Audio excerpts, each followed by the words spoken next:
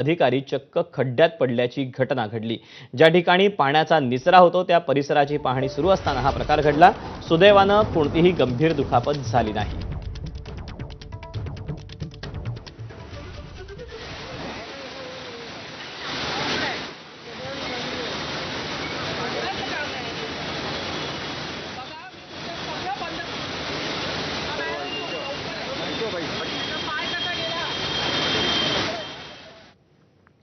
कोणत्याही मॅनहोलच्या ठिकाणी जर जाळी नसेल आणि जर काही घटना घडली तर त्यावेळी अधिकारी किंवा अभियंत्याला जबाबदार ठरवणार असल्याचं महापौर ऋतू तावडेंनी म्हटलंय।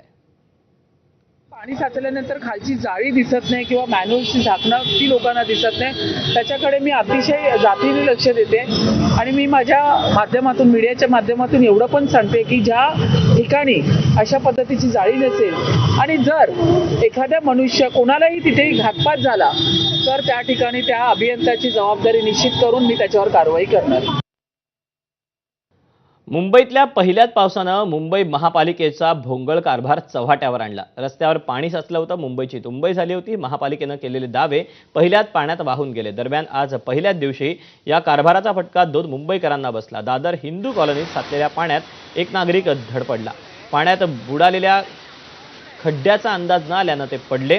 तर दुसरीकडे महापौर ऋतू तावडे या मॅनहोलची पाहणी करण्यासाठी माटुंगा दौऱ्यावर होत्या, तेव्हा त्यांच्या समोरच एक अधिकारीच उघड्या मॅनहोलमध्ये पडला।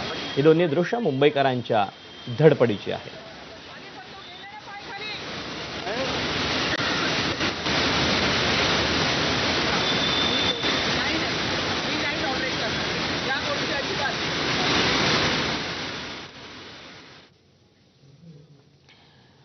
मुंबईतल्या मुसळधार पावसामुळे दादरमधील हिंदू कॉलनीत पाणी साचलं होतं। सखल भागात साचलेल्या पाण्यामुळे एक व्यक्ती खड्ड्यात पडली। दरम्यान यावरून माजी महापौर किशोरी पेडणेकरांनी टीका केली। गुलाबी शर्ट घातलेलं किमान 45-50 वयाची ग्रस्त इतक्या जोरात पडले, समजा ते गटार असतं तर खालीच गेले असते, अशी यांची पोलखोल होते। माझं म्हणणं आहे, आम्ही तुमच्यावर काहीतरी निराधार आरोप करायला नाही आलोय, पण तुम्ही जे निराधार आरोप केलात त्याचा आता खंडन करताय, तेव्हा आता तुम्ही सत्य परिस्थिती मांडताय, मग तेव्हा काय फक्त आरोप करण्यासाठी तुम्ही होते? भिवंडी शहरातील नाले